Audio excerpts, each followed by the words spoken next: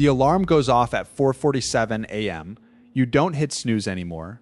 You stop doing that when you stop being able to afford to. You open the shop at 6. You mop the same floor you mopped yesterday. You count the same register you counted last night.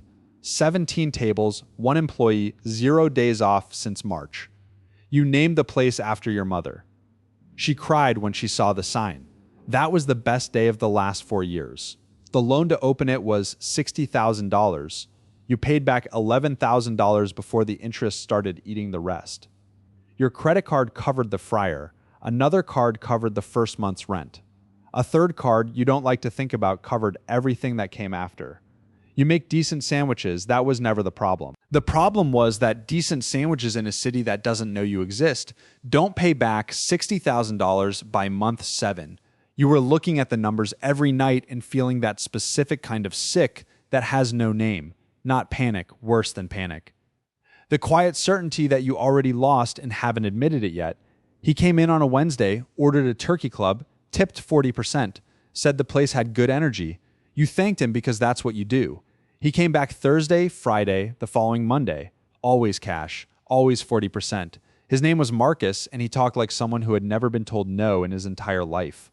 On his 6th visit, he sat down after the lunch rush and said he wanted to invest. You should have asked what kind. He didn't want a stake. No ownership, no seat at the table. He just wanted to run some transactions through your point of sale system. Volume purchases, he said. Corporate catering accounts? He said perfectly normal, he said, for a growing business. He slid a number across the table written on a napkin, $3,000 a month, cash, just for letting him run his accounts through your books. You looked at the napkin, you looked at your register, you looked at the stack of invoices next to it that you'd been ignoring for 6 days. You said yes before he finished the sentence. The first deposit hit on a Friday, $3,000 in your personal account, crisp and immediate like it had always been there. You paid your supplier, you paid your employee, you bought a new mop. Marcus sent customers, real ones, or they looked real. Groups of 4, 5, 6, they ordered, they paid, they left. The receipts were legitimate. The volume was just higher than it had ever been. You told yourself this was what growth felt like. You called your mother and told her things were turning around. The revenue on paper was almost double what it had been. Your accountant, a quiet man named Dennis who wore the same gray cardigan every meeting, looked at the numbers and raised an eyebrow. Catering contracts, he asked. Corporate accounts, you said. New clients. He wrote something down. You didn't ask what. The $3,000 became $4,500 in month 3 without any conversation. Marcus just sent more. You didn't call to clarify. You told yourself that was business scaling. Naturally, you hired a second employee. You fixed the sign out front that had been flickering since October. You stopped looking at where the deposits came from. That's the thing nobody tells you about money problems. When they finally stop, you don't ask questions. You just breathe for the first time in years and try not to jinx it.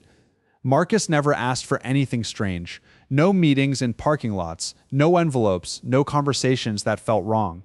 He texted like a normal client, confirmed orders, checked on delivery times, paid immediately. You genuinely believed you had found a good partner. That belief was the most expensive thing you ever bought. Dennis called on a Tuesday afternoon. Not emailed, called, I need you to come in, he said, not urgently, but soon you went the next morning. He had printed spreadsheets laid across his desk in a way that meant he had been up late. He didn't offer you coffee, which he always did. He walked you through the numbers slowly. The deposits, the timing, the amounts, the pattern of transactions that moved in and out of your account in ways that when laid flat on paper, did not look like a sandwich shop. Do you know what structuring is, he asked. You didn't. He explained it quietly and without drama, the way people explain things they wish they didn't have to. Structuring is when cash gets broken into smaller deposits, specifically to avoid triggering bank reporting thresholds. It is a federal crime. It does not require you to know it's happening. It requires only that it happened through your accounts.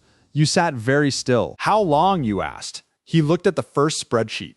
8 months, he said. You called Marcus from the parking lot of Dennis's office.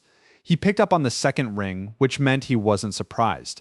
You told him you knew. You told him it was done. You told him he needed to come get his accounts out of your system immediately. He was quiet for a moment. You knew what this was, he said. I didn't. You said. The money was good, he said. You didn't ask questions because the money was good. That's knowing. You wanted to argue. You had the words ready. But standing in that parking lot in the gray afternoon light with 8 months of spreadsheets in a folder under your arm, you understood that the argument didn't matter anymore. What mattered was that your name was on every single transaction. You didn't hire a lawyer fast enough. That's the thing you'd tell yourself later, over and over, in the specific way people replay the one moment that could have changed everything. The two agents were polite. That's the part nobody prepares you for, how polite they are. They offered water. They sat across from you like colleagues. One of them had a notepad, the other just watched. They laid out what they had: clean, organized, patient, your business, your accounts, your signature on the merchant agreements. 8 months of transactions running through a system registered in your name, your address, your tax ID.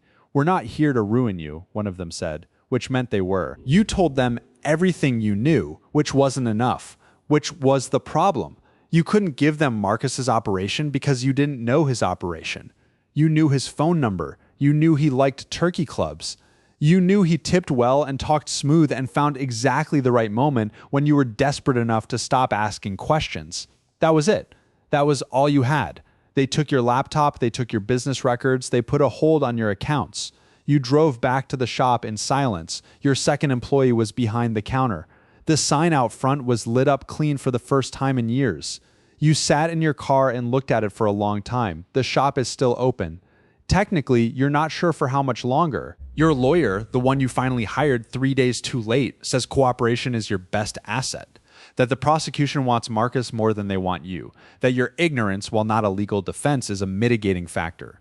Mitigating factor, you have learned so many new phrases this year. Dennis still does your books. He charges you less now, which is either kindness or pity, and you don't have the energy to figure out which. Your mother doesn't know the full story. She knows things are hard again. She calls every Sunday and asks how the shop is doing, and you say fine, because what else do you say? Marcus's number goes straight to voicemail. Has since the parking lot. You still open at 6, you still mop the same floor, you count the register, 17 tables. 1 employee now instead of 2. The difference is you read everything you sign, you ask every question that feels uncomfortable, you sit with the bad numbers instead of looking for someone to make them disappear. It costs you that discomfort, that slowness, that refusal to let good money arrive without asking where it came from, but you know what it costs more. If this story felt a little too real, like disturbingly real, hit subscribe, new video every week. You won't want to miss what's next.